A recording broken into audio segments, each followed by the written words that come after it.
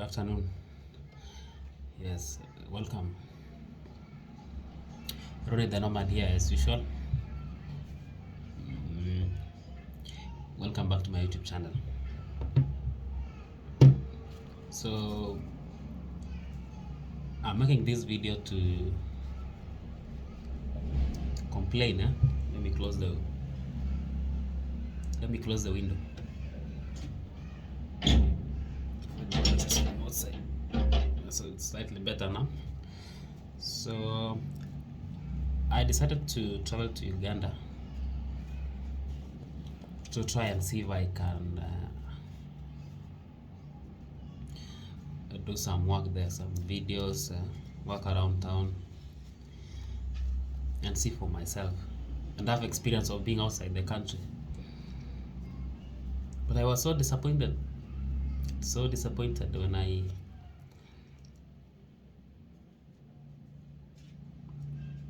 I started this working on the documents and everything. While at the border, it was around 5 a.m. in the morning. Now we came to Uganda. We went through Busia border. So that's where the documents are checked before you enter. So the documents that are required are number one is the yellow fever card. This is a yellow fever. This is the yellow fever card. It shows you've been vaccinated vaccinate against the yellow fever. Number two, you need a COVID-19 certificate, which shows you've been vaccinated against COVID-19 or a COVID-19 test within 72 hours. So the certificate is this one. This is the certificate. It shows you've been vaccinated against coronavirus. Number three, you need a temporary passport. One thing I realized is that you don't only need to carry the ID itself. You need to take the temporary permit to go to Uganda, because they usually ask for this at the border, and if you don't have it, you have to pay a lot of money. Like here, with the COVID-19 certificate, I came to the border and they told me that the 14 days are not over, so you are supposed to you're supposed to stay until the 14 days are over. But they asked me to pay so that I can be allowed to enter the border. Actually, paid 60,000 Ugandan shillings.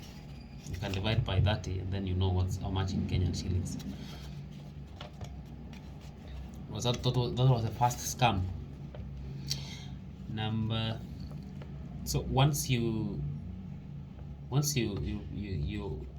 give out your documents, they are stamped to allow you to show that you are allowed to come in. So like this one, they have to stamp your documents, and if you're not careful, you'll lose a lot of money at the border. You'll cry. And immediately you're at the border, they ask you find those people who are exchanging money, and if you're not careful, you will exchange a lot of money. For example, I exchanged my 14,000 to Ugandan shillings. It came out as 350,000 Ugandan shillings. So the exchange rate is 25. It's supposed to be 30 here in town. So I won't advise anyone to exchange their money at the border. It's quite expensive, because I realized that they took away around 3,000, my 3,000 Kenyan shillings. It was around 80,000 Ugandan shillings. Another scam happened when I arrived at the city. Actually, they dropped us at the National Theatre in Uganda. That's where they dropped the passengers from the other countries. So immediately you step out. There are these guys of taxi. There's this taxi guy. Taxi guys who ask you if you can use their vehicle. And since you are a foreigner, they know you don't understand the language, the money language. So I picked this one guy called Moses to drop me from where we were to a nearby hotel. So what he told me was that he needs only 3,000, no, 2,000 Kenyan shillings. Imagine. Huh? So for a foreigner, once you are dropped in the city, please don't look for any taxi guy, taxi drivers. They're very expensive and they'll exploit you.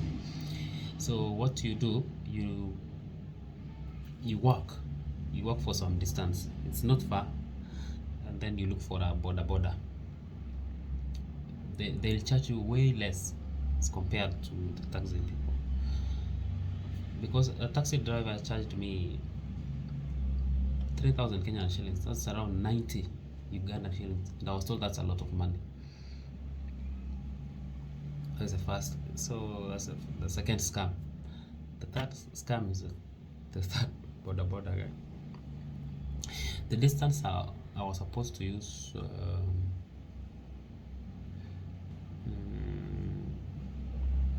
2,000 Ugandan shillings. That's like 150. He charged me 5,000 Ugandan shillings. It's like 300. So he charged me double.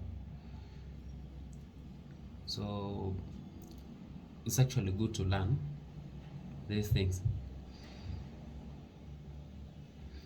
And so I don't want to really talk much about this.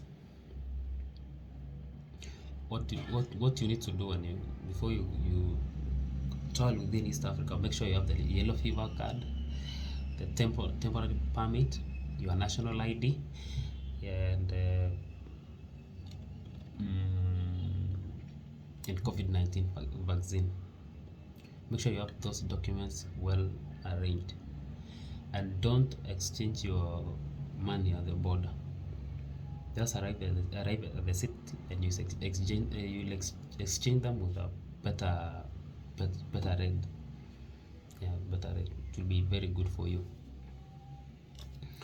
So that was my complaint. Before I forget, another thing you should know is, if you're not very careful, you'll find out that Uganda is very, very expensive. Yes, or any other car. If you're outside, you need to relax first, sit down, and look for ask people about the surroundings. You'll use a lot of money if you're not careful. Yes, and that is it. So subscribe to this channel, like, and also share. I'll be very, very grateful. So this is Ronnie the Nomad. Thank you and welcome back again.